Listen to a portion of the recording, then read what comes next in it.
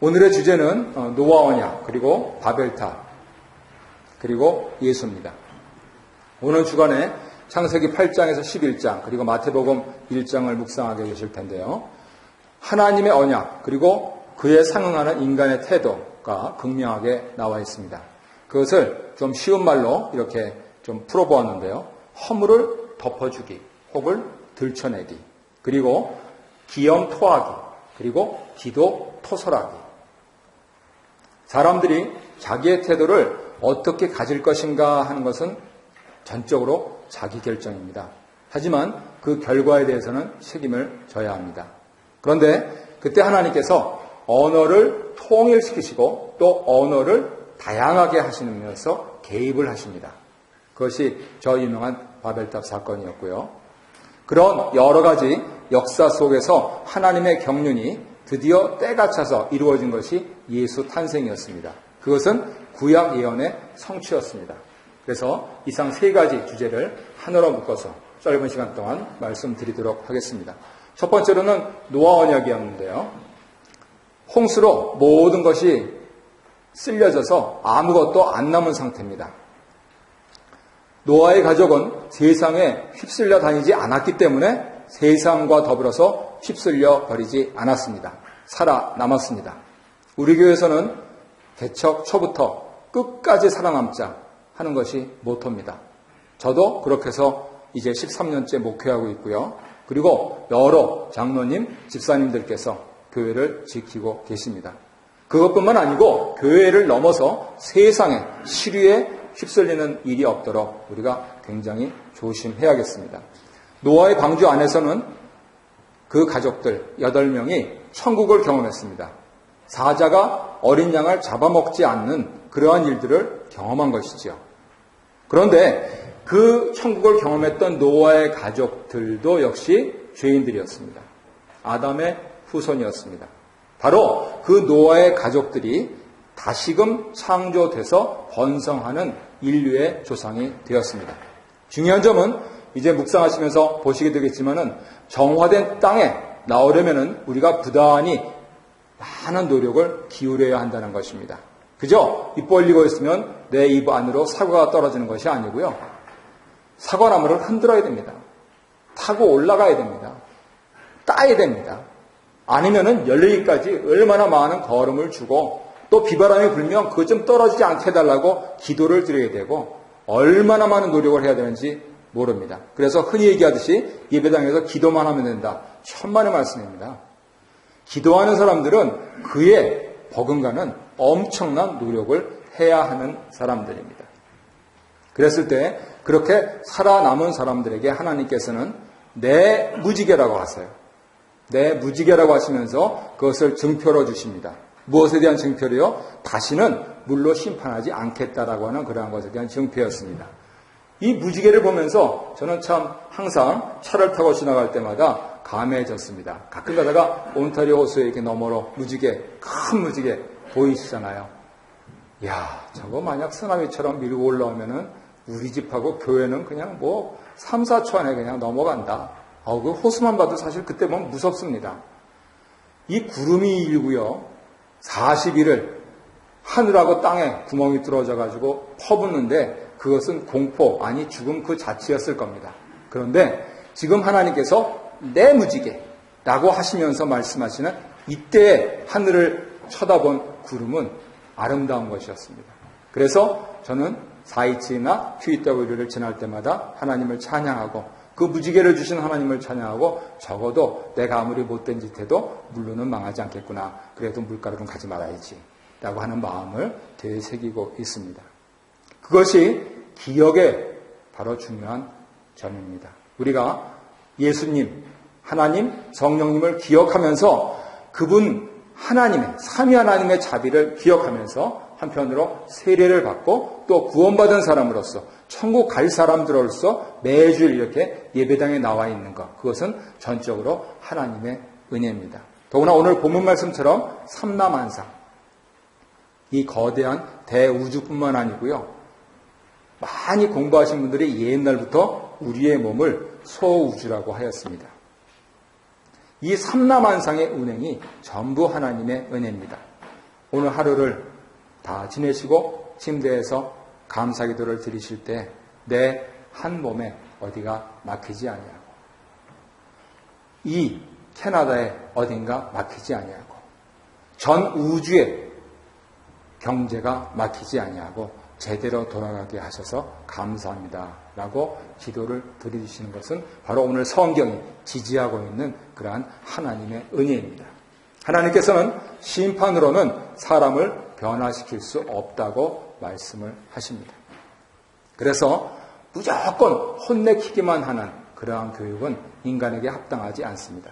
적절하게 동기부여하면서 성취할 수 있는 그 성취감을 줄 때 더 많은 효과가 나타날 수 있는 것이죠. 하지만 좀 전에 말씀드렸던 대로 노아는 정화된 땅에서 포도나무를 심고 포도주를 먹고 대취합니다.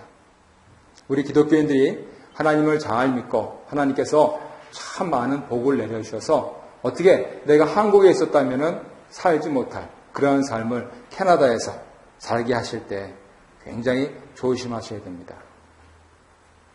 내 친구들은 노후가 보장이 안 돼서 전전긍긍하고 있을 때 자식보다 더 나은 캐나다 정부가 꼬박꼬박 효도금을 그렇게 주는 것.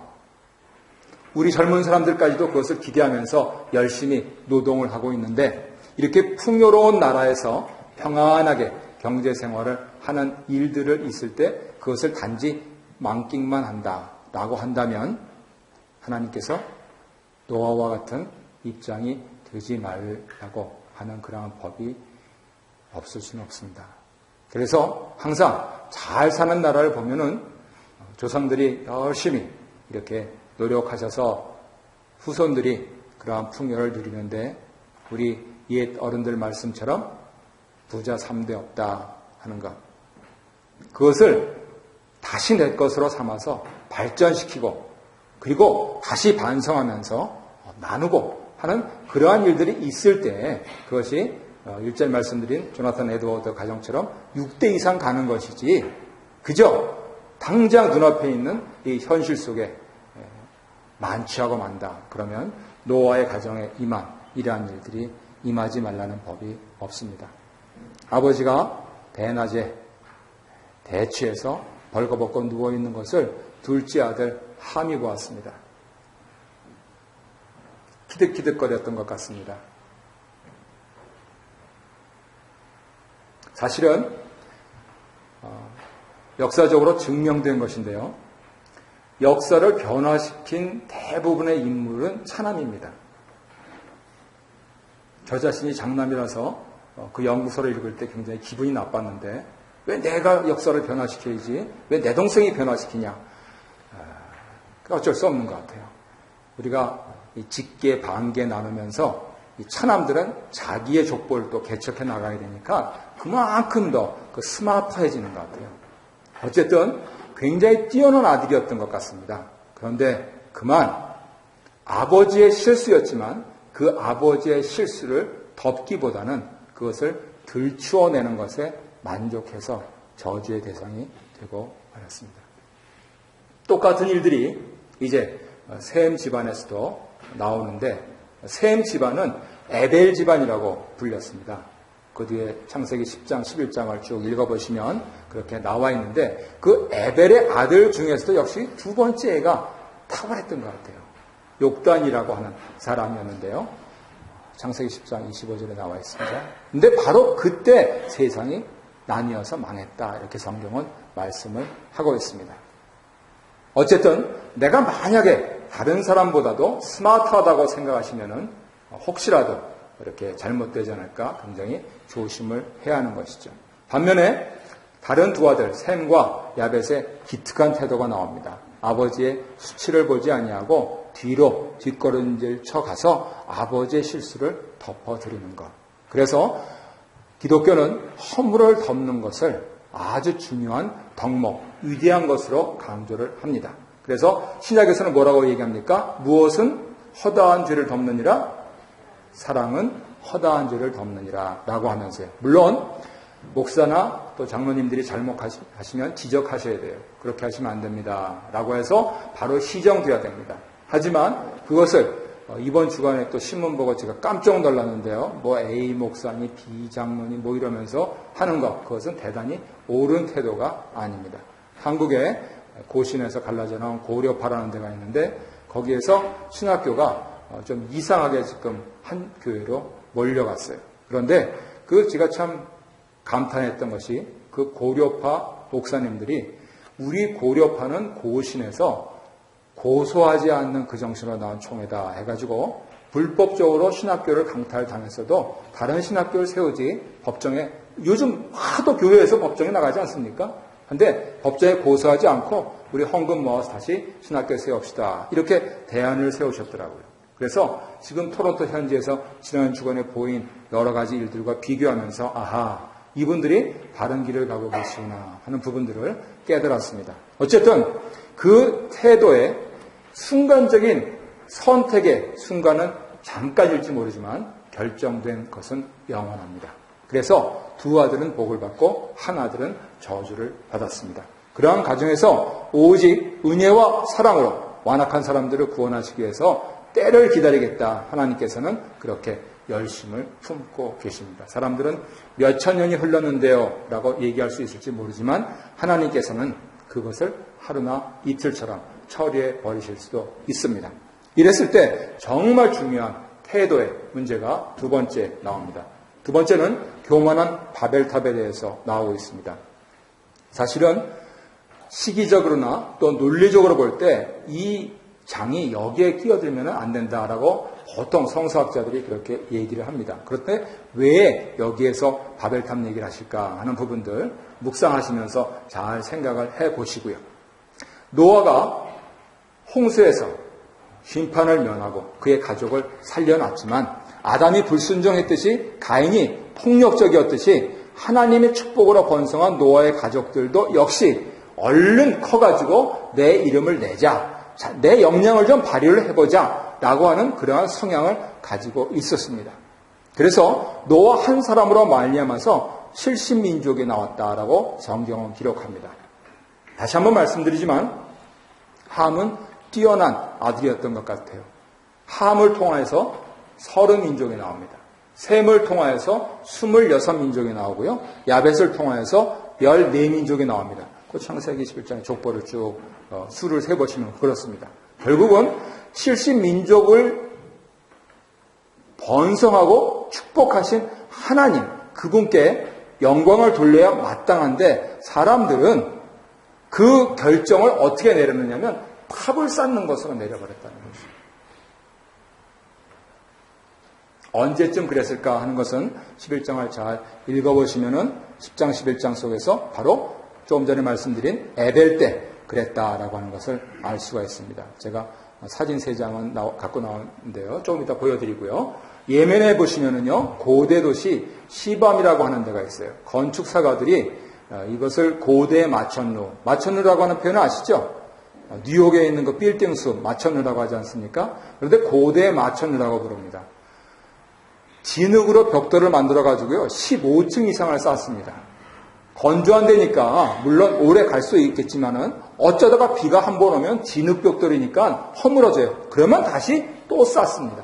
그런데 고고학적으로 이 욕단 두 번째, 에벨의 두 번째 차남 욕단의 가게에서 오발족이 나왔다라고 창세기 10장 26절은 얘기합니다. 그런데 오늘날 예멘의 주요한 종족은 누구냐면 마누후발족입니다. 그래서 고고학자들은 이 오발에서 우발이 나오고 거기에 마누후발족이 있지 않았는가 하는 그런 부분들을 고증을 하고 있습니다. 잠깐 사진 좀 보시죠. 사막 한가운데 저런 고층 빌딩들이 있습니다. 저는 영화로 이렇게 안에를 봤는데요. 응접실, 남자들의 방, 부엌 다 따로 있어요. 그리고 위로 올라가니까 시원하고요. 선풍기 필요 없고요. 그리고 해가 뉘엿뉘엿 질 때쯤에서는 남자들만 옥상에 올라가서 이렇게 그 좀 성분이 들어간 담배 또 술을 먹으면서 그렇게 하루를 보내는 아주 럭셔리어스한 삶을 옛날부터 살았다. 그래서 저렇게 옛날에 지을 수 있었던 것이 오늘날 바벨탑, 언어이라고 하는 것을 이해하는데 큰 도움을 줍니다. 잠깐 그 건물 사이 사진이 나와 있습니다. 아주 튼튼해 보이죠? 그러니까 수천 년을 내려오는 겁니다. 다시요. 근데 실제적으로는 저런 쓰레기 더미 속에서 아이들이 현재 예멘, 자신들은 행복하다 그러는데 UN 기준에서 보자면은 상당히 못 사는 그러한 나라가 되어 있지요. 다시 또 말씀으로 돌아가도록 하겠습니다. 이렇게 바벨탑을 쌓았던 것은 하나님께서 노아 언약, 다시 말해서 내가 물로 멸망시키지 않겠다라고 하신 그 노아 언약을 불신했던 겁니다. 노아 언약을 불신했다는 것은 무슨 소리냐면 하나님을 불신했다는 것입니다. 그래서 다시는 홍수로 멸망당하지 않겠다라고 하는 아주 교만한 의지였던 것이죠. 하나님께서는 이에 대해서 약속대로 물로 멸망시키지 않으셨습니다. 심지어는 물에서 건져낸 노아의 축복받은 아들 셈에서 가장 탁월한 아들이었던 욕단 때에 그런 짓들을 했어도 하나님 약속하신 그대로 물로 멸망시키지 않으셨습니다. 대신에 흩어버리셨습니다. 언어라고 하는 것은 관계를 발전시키기 위해서 하나님께서 주신 선물입니다. 그런데 이 언어가 관계를 파괴하는 그러한 수단으로 변질되어 버립니다. 여기에서 우리가 중립적인 태도를 가질 필요가 있습니다. 특별히 아시아 사람으로서 이 영어 그리고 중국어를 배우기 위해서 세계로 흩어져 있는 우리 민족 또 여러 나라 사람들 과연 이것이 내가 나락으로 떨어지는 길이 될지 아니면 우리 가정이 축복으로 올라가는 길이 될지 그것은 전적으로 내 태도에 달려있다 하는 것입니다. 상징적으로 말씀드리자면은 지금 여러 번 거포 말씀드렸던 셈의 가장 뛰어난 그러한 아들의 두 번째 아들 욕단 말고 그 사람들은 오늘날에도 하나님을 반대하는 그 석유 하나 있다고 반대하는 그러한 진영에 서 있는 반면에 바로 이름 없는 별 볼 일 없는 큰아들 멜렉 여기에서 우리 믿음의 조상 아브라함이 나오게 됩니다.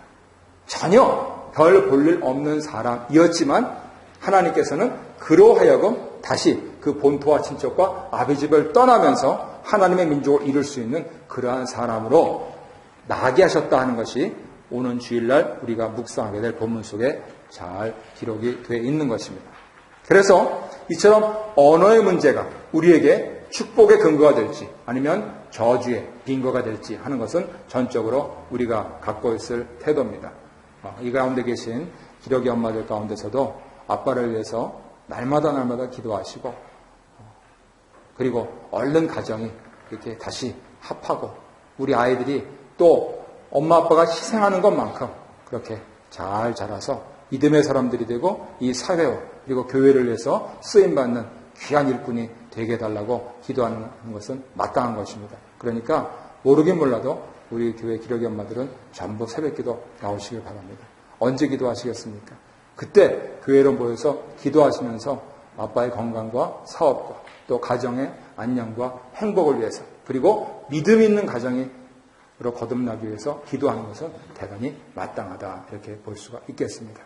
이때 흩어진 그러한 여러 다양하게 된 그래서 오늘날까지도 이렇게 한국 사람으로서 영어 좀 배워보겠다고 이 나라까지 와서 살고 있는 이러한 형편에 하나님께서 회복시키신 일들이 구약에 그리고 신약에 나타납니다. 그것은 바로 오래 후에 노예가 된 아브라함의 후손들이 이집트를 탈출하고 나서 지킨 첫 번째 6월절 그로부터 50일 만에 시내산에서 하나님께서 율법을 모세를 통하여서 수여하신 그 사건을 통해서 전 세계에 있는 모든 민족이 바로 이 여호와 하나님을 믿어야 산다 라고 하는 그 사실을 지목을 해 주셨던 것입니다. 그리고 신약에서는 우리 예수님 십자가 사건 바로 6월절 그 떡을 먹으려고 아주 졸속하게 처리해버리지 않았습니까? 그랬을 때 이 예수님의 십자가 사건이 있고 50일 만에 오순절에 임하신 성령 강림 사건을 통하여서 실제적으로 전 세계에서 온 유대인들이 한 방언으로 기도하는 그것이 영어하고 중국하고 통일됐다는 것이 아니고요. 모든 나라의 말로 하나님 한 분을 찬양하고 영광 돌리는 그 일들을 경험하게 됐던 것이죠.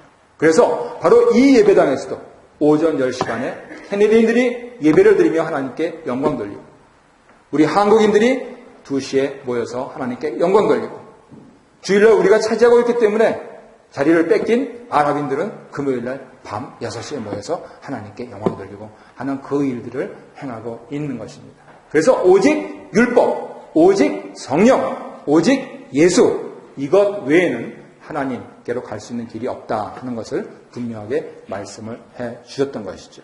그런 의미에서 이번 주에 우리가 주말에 묵상하게 될 마태복음은 바로 한 분, 예수를 지목합니다. 세 번째로 말씀드릴 예수님은 인류 구원을 위해서 아브라함을 갈대아 우르에서 부르셨고요. 다윗 왕국을 세우시고 사람들이 그럼에도 반역하여서 자기네들이 그 날고생을 하면서 포로로 잡혀가는 한이 있더라도 때를 기다리시면서 기어코 자신의 아들을 보내신 그 하나님의 경륜 속의 주인공이십니다. 그래서 예수님을 새 창조의 주라고 우리가 부르고 있는 것입니다. 하나님의 아들로서 사람이 되신 분이시고 흰 백마가 아닌 어린 나귀 새끼를 탄 분이시고요. 보저가 아닌 처절한 십자가에 달리신 주님이십니다. 우리는 그분을 가리켜서 온유와 겸손의 주라고 합니다. 교만하고 방자한 그러한 왕이 아니고 왕이셨음에도 불구하고 온유하고 겸손하신 주님이시다라고 우리가 칭송을 하고 있는 것입니다. 그렇다면 내가 진정으로 예수인이라고 인정을 한다면 나는 어떤 태도를 가지고 살아야 되는가 하는 것을 이 주말에 묵상하시게 될 것입니다. 말씀의 결론을 맺겠습니다. 노아 언약을 통하여서 바벨탑을 거쳐서 예수님을 보내셔서 나를 심판하지 아니하시고 구원하시려는 하나님 열심을 깨닫고 계십니까? 그렇다면 우리가 예수님의 사랑 앞에서 기도하면서 하나님, 나의 이 형편과 처지를 언제 풀어주시렵니까? 하나님, 저 사람 좀 도와주십시오. 라고 하면서 우리가 기다리는 것은 마땅할 것입니다. 차라리 스스로 기염을 토하면서 교만하기보다는 그렇게 기도하면서 하나님의 뜻과 하나님의 때를 기다리시는 것이 성경이 우리에게 가르쳐 주시는 지혜인 것입니다. 오늘 주간에도 지혜로서 승리하시고 지혜로운 사람이라 라고 하는 그러한 명예를 얻으시는 우리 가족들 되시기를 주님 이름으로 축복합니다.